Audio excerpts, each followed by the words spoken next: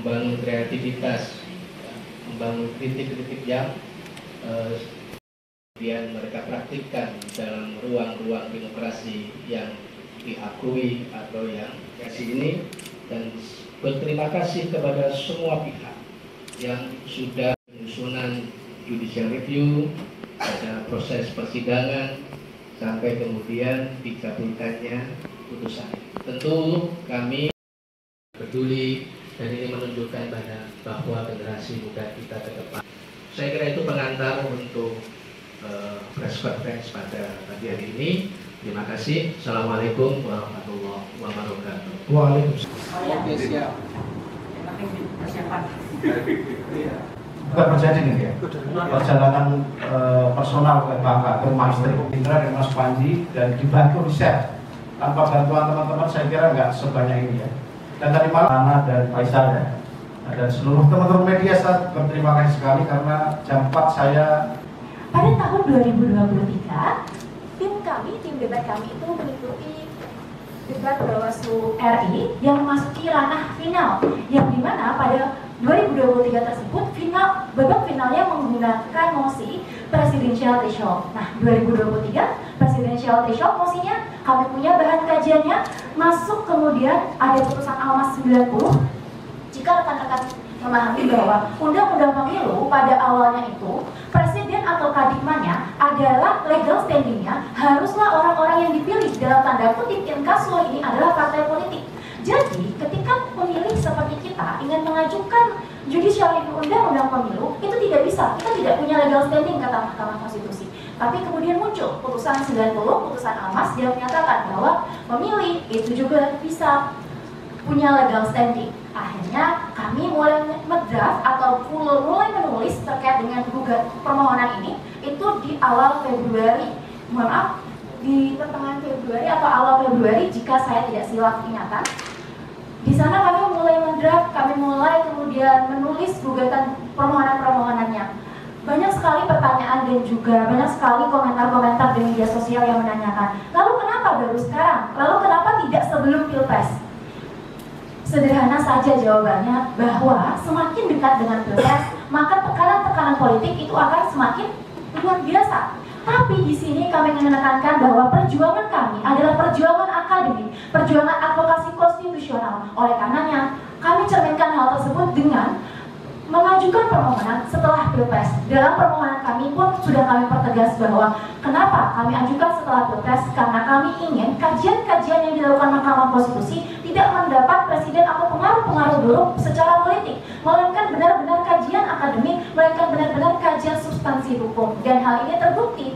Dari Februari 2024 kami beracara di Mahkamah Konstitusi terhalang PHPU Pilpres, dan kemudian di Januari 2025 hampir 1 tahun kami beracara di Mahkamah Konstitusi. Pada akhirnya sebagaimana harapan kita semua, ada angin segar bagi demokrasi Indonesia. 32 putusan Mahkamah Konstitusi sebelumnya menyatakan tidak diterima dan ditolaknya permohonan-permohonan tersebut. Kemudian di permohonan ke-33 ini akhirnya Mahkamah Konstitusi dapat mengabulkan keinginan dari masyarakat Indonesia itu sendiri.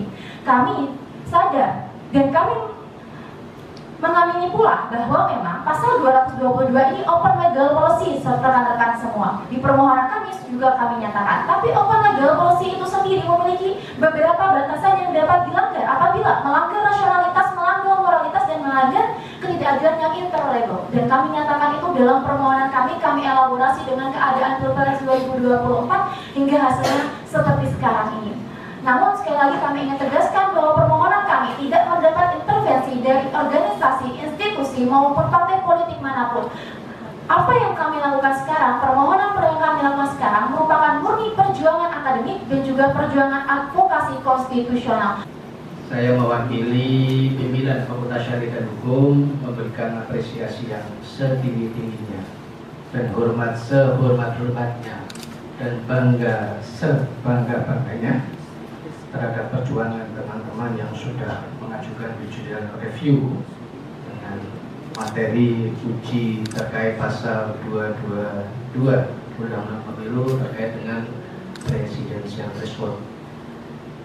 Apa yang dilakukan teman-teman ini merupakan wujud bahwa mahasiswa kami memiliki kompetensi ya, yang mampu menemukan adanya gap antara teori yang mereka peroleh di perkuliahan dengan realitas yang mereka lihat di masyarakat, sehingga dalam pelaksanaan demokrasi di Indonesia mereka menemukan gap itu dan mereka menempuh jalan yang sangat konstitusional, yakni melakukan atau mengajukan judicial review.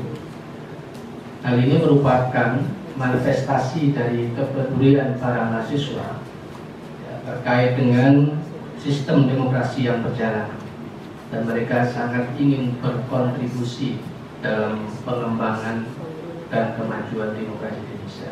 Maka hal ini perlu kita dukung, dan Fakultas Syariah dan Hukum UIN Sunan Kalijaga memfasilitasi mereka, memberikan ruang kreativitas bagi mahasiswa, dan mereka ini tergabung dalam komunitas pemerhati konstitusi atau yang lebih dikenal dengan KPK. Di sanalah mereka bertumbuh, mereka berdiskusi, membangun kreativitas, ya, membangun kritik-kritik yang mendalam sesuai dengan apa yang mereka pelajari, dan kemudian mereka praktikkan dalam ruang-ruang demokrasi yang diakui atau yang dilegalkan oleh negara. Maka kami sangat mengapresiasi ini dan berterima kasih kepada semua pihak yang sudah membantu berkontribusi, mulai dari proses penyusunan judicial review, ada proses persidangan, sampai kemudian dikabulkannya putusan ini. Tentu kami mewakili Fakultas Syariah dan Hukum bangga dengan pencapaian ini. Tapi kami sangat bangga bahwa mereka sangat peduli, dan ini menunjukkan bahwa generasi muda kita ke depan akan mampu menjaga marwah demokrasi di Indonesia. Apakah nantinya kami akan menjadi politisi? Jawabannya tidak. Pertama, kami